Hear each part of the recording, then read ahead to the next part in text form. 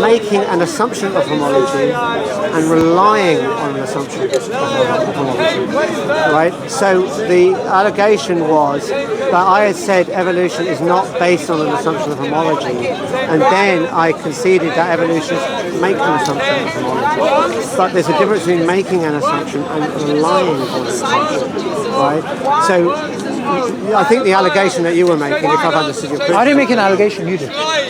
well, I think You the said I argument that you misrepresented were making, right? Well, when I met Ali Dawah, I'd not actually seen that video, so I didn't even know it existed. No, but Ali said that I misrepresented you, and in fact, he showed me a video of you talking to Ali. Somebody else recorded it, in which you were saying that I completely misrepresented you. So what I was saying is that you didn't understand the distinction that I was making in that debate, because what we debated was evolution, whether humans and chimps share a common ancestor, and I presented evidence for that, and then what you said was that it's all based on an assumption of homology, and I said no, it isn't, right? And then you asked me, right, oh, do evolutionists make an assumption of homology? And I conceded that they probably do, right?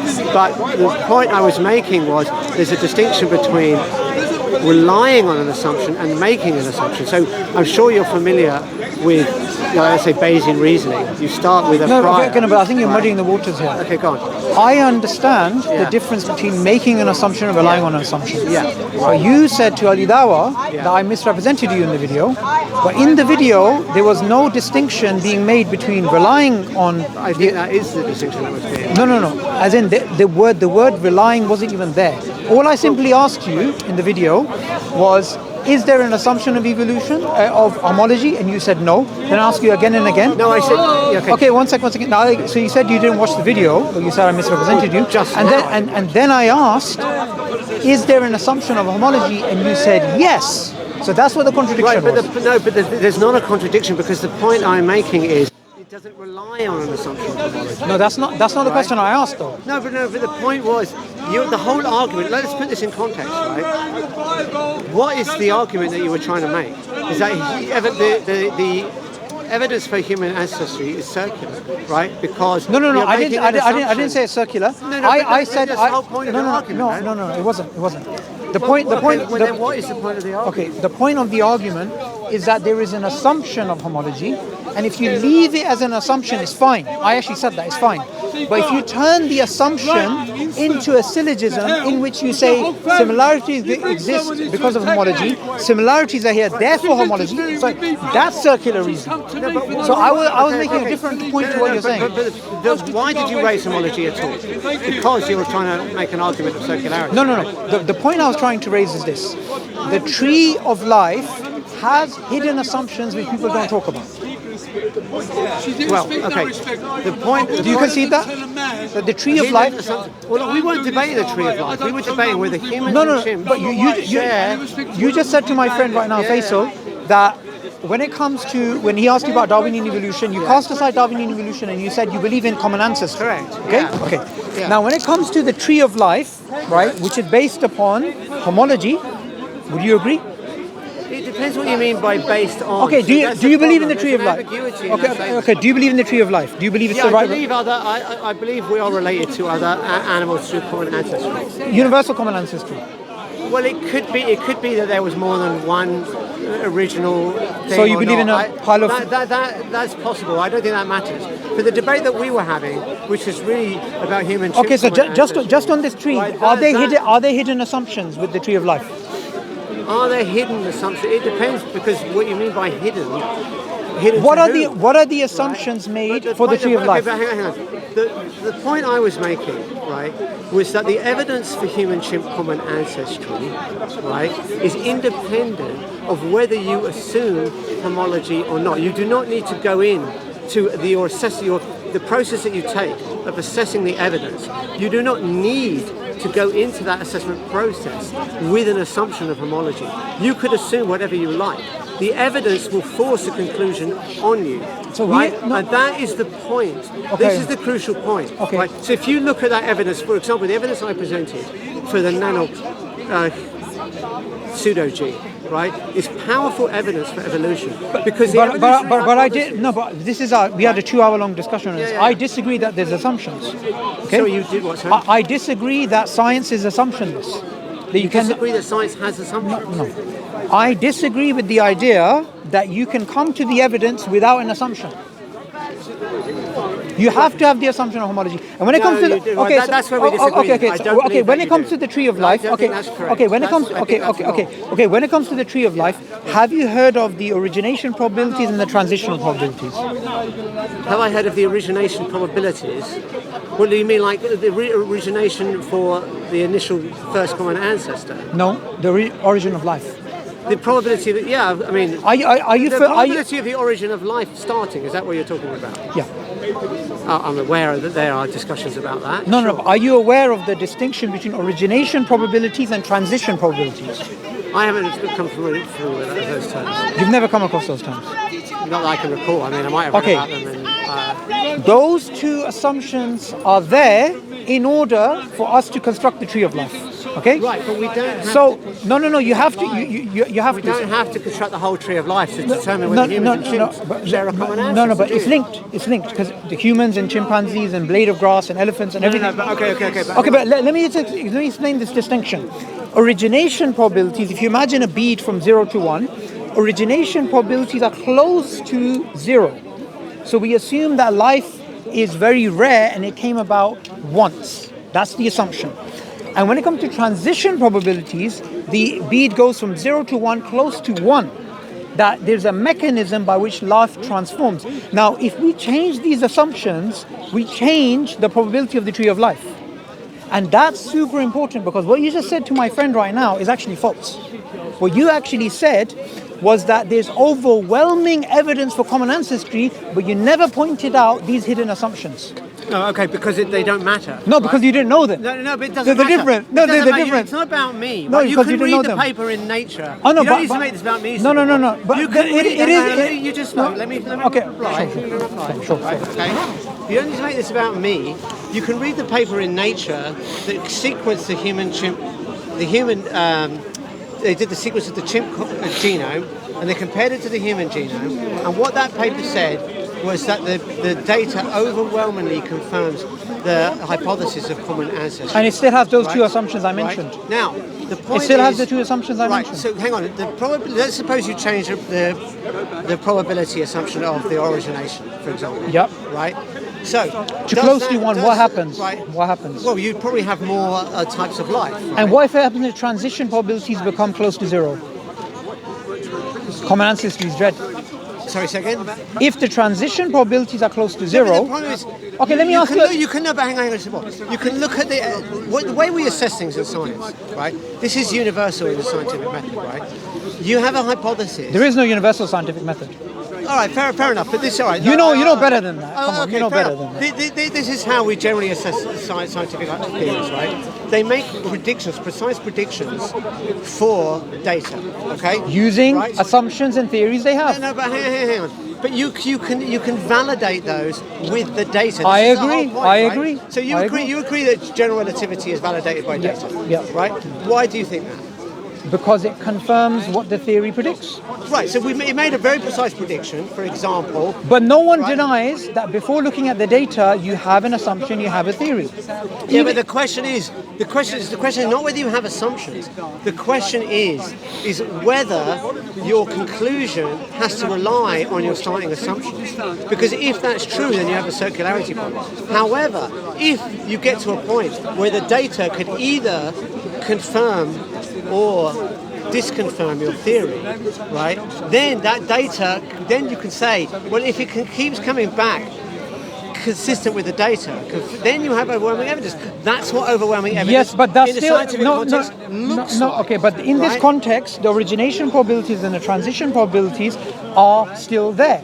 And those assumptions, they affect what the data is telling you. No. Well, okay, so let's take an example, right? Let's take an example of the human. What I was talking to you. Let's do transition. Let's take the chromosome fusion prediction, right? Well, no, let's take another one. Let's take the nano PA pseudogene, right? if it must be the case, right? Would you agree? It must be the case that if evolution is true, that nanop8, right, is the youngest pseudogene, right? Not necessarily. Why would it not be the case? Because if we begin off, because you said necessarily, and that's the word I disagree with. If we begin off with different probabilities, that will change the entire tree of life and all of the but things. it doesn't. Do you agree with that? It doesn't change. It has nothing to do. Okay. Here's what I think. Here's what I think. I think if we look at this piece of data, you know, you're talking to that guy. What is his name? Chris. Yeah. I'm going to give you two different scenarios. Hang on, let me just make this point.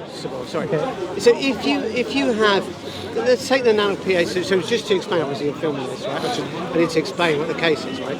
So you have this pseudogene called nanop, right? And what nanop has is a bunch of pseudogenes. So these are genes that have been disabled, right?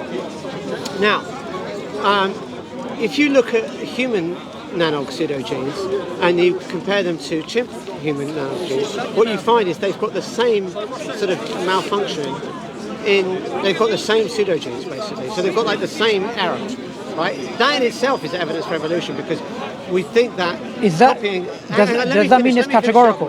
Let me finish the argument, right? So, but it gets better than that because there's one pseudogene that is unique in humans and is not in chimps, okay? So, that nanop pseudogene has to be the youngest one, right? So, if it wasn't, right, then you can't explain what, well, let's put it this way.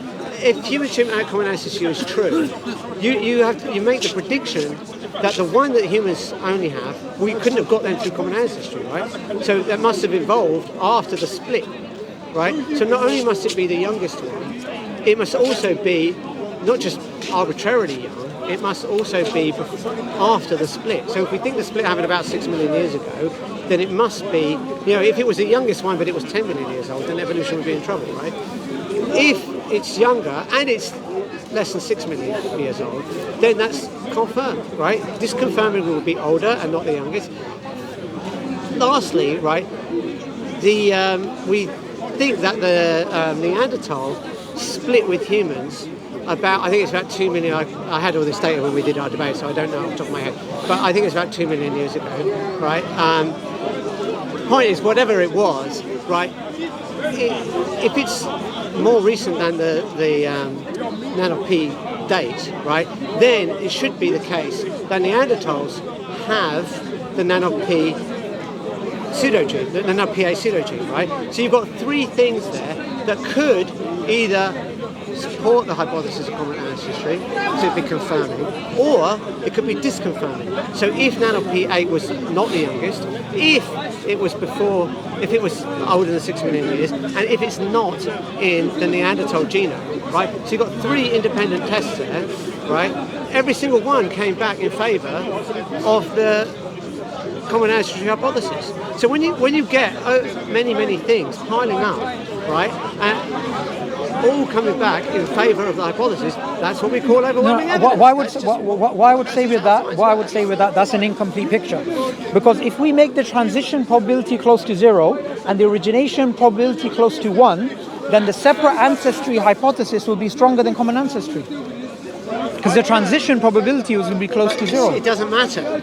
It does matter, Phil. I don't think it does. Okay, right? Let me ask you this question. You gave this example. The transition probabilities being close to 0 would mean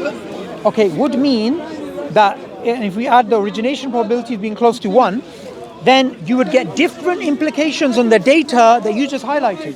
No, but all you're doing is, right, so you're going like, you're trying to go from origin of life and trying to move forward using these probabilities.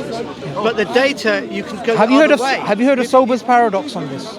Sober's paradox? Yeah. I have to say. If you did, then you would know about origination transition probabilities. Okay. I did read Sober's book, but the point is, explain the paradox. Can you explain the paradox? You can go. No, I don't recall it. As I said. Right. Shall I? But yeah, go ahead. Okay. Fine. So look, when it comes to origination probabilities and transition probabilities, these two probabilities are linked. You cannot deny. You can't separate out the two. And the problem is, in most of our discourse, we don't talk about transition probabilities, we don't talk about origination probabilities. So the problem that currently exists is this. Whenever you're talking about the tree of life, the assumption is that the origination event was unique. That's the assumption. You have to assume that it's unique. You certainly have to assume, well, you don't, I think that here's the point. The question of what was the probability for the first life to form is a very interesting question.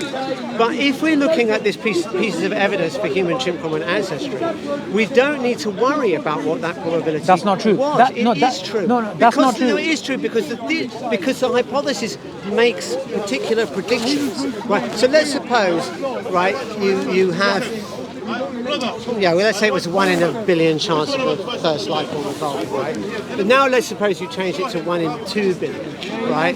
Now, the Why prediction, not? whatever, it doesn't matter. No, it does matter. I'll give you an example. I'll give you an example. The prediction that you make for the nano-P8 pseudogene date will be unchanged. No, it will not. How would it change? I'll tell you exactly how it Tell me change. how it would change. If the transition probability is close to 0, and the origination probability is close to 1, then you can have multiple origins happening, almost an infinite type, and you can have parallel lines of evolution, and you can have the hypothesis of separate ancestry being stronger than common ancestry. So everything is dependent upon. It does matter. It does matter. Are you telling me that the origination probability and the transition probability doesn't change the downward stream predictions you're going to make? Of course it does. No, I don't think it does because. But you didn't hear about the origination and transition. Again, you're making this about me. You look at the data. You look at the papers. No, but if you don't know how the tree of life is constructed, how are we going to take your prediction seriously? It's not because not my predictions are. Yeah, so you should know that scientists are making these assumptions. Again, no. But the point is, those predictions don't change, right? Even if you change the origination transition? It doesn't matter because... I'll tell you why. I'll give you categorical evidence. I'll give you categorical evidence. Shall I give you a concrete example? Let me just make this point, right? Okay? Let's put it this way, right? Let's suppose we wanted to know, right, if you and I shared the same grandparents, okay? So let's suppose we want to know whether you and I were cousins, right? So all we need to find out is, do we have the same grandparents? Because if we're cousins, we must have the same grandparents, correct? Right? Now, if we change the origin of life probabilities, right, from 1 in a billion to 1 in 2 billion, does it change the fact that if we discover that we have the same grandparents, that you and I are cousins? Does that change? I think that's that's a disanalogy. No, that is exactly. That is exactly. No. Does it? No. Would you agree? It's a disanalogy. All right, it may be a disanalogy. No, it is a disanalogy. I'll explain why. I'll explain why. One thing at a time. Would you agree, though? We can debate whether it's analogous. We'll leave that for the moment, right? But would you agree that if we establish that we have the same grandparents, then we can conclude, independent of whatever the origin of life probability is, that we are cousins? Absolutely. Right. Okay. So that's a complete disanalogy, though. No, but it is not. I'll explain why. Can I explain why? Go ahead. Okay. The origin of life. Yeah, I got probability being close to 1 would mean that there's multiple origins. So this analogy would not work, because in this analogy, there's only one origin. No, there isn't only one origin. So you basically concluded what you're supposed to be proving. No, I'm not. Right, okay. Do you see why the disanalogy is there? Okay, I'll explain why. Hang on, you did just if we are cousins and if we have grandparents, then that can be confirmed through independent evidence. That's what you're basically saying. I'm saying is, if we confirmed that we shared a grandparent, then we must be cousins. Right. Independent. Do you not see the problem? Do you not see how that's disanalogous to the origination probability? No, it's not. Okay. Well, you never heard of the origination probability before we spoke about them. Again, you're making that about me. It's not about me. No, because all the papers in the scientific if you don't know the literature, science, then how can you make these predictions? Right, because I didn't make them. That's the whole point of it. I didn't. Other people did. Then how come? Hang on. Okay, so I'll give you an example. My friend here, just come here for a second. Let me reply to you. When he explained to you the evidence for common ancestry, did he explain it in a way that's probabilistic or categorical? Overwhelming evidence. That is But not you what never, but you never told my friend about the origination and the transition because it probabilities doesn't matter. because it does matter. doesn't matter. Let me explain to you why transition Okay, probabilities no, matter. hang on, Sabor, Let you me made a explain point. why. Let me reply to it. Have you heard of John Baptiste Lamarck and his Sabor, independent Sabor, evolutions? can I reply to your point? Sure, yes sure. or no? Right? Because it seems to me that what you want to do, right, is say, have you heard of this? Have you heard of that? Have you heard of this? Because you're not learned on the topic. Because it doesn't matter about me. You're trying to No, make but this you're about me. speaking about the topic, but you're not sure about it. You look at the papers, right? You look at what the paper. Everyone should do this. Go and look up the chimp genome sequence paper, published by all of the major genome sequencing population, and you should see what their conclusion is. The conclusion is that the data overwhelmingly supports human-chimp common Based on what ancestry, assumptions? right? Based on what assumptions? No, hang on. One thing at a time. No, based on what assumptions? One thing at a time, Sabor. No, I'm asking you, based on what no. assumptions? One thing at a time, right? So that's Go on. what they're saying, right? So you want to make this about me, but it isn't Okay, about but me. okay, fine. But it isn't about It's me. about the paper. Right. It's about the paper. It's about the data. So, right? so what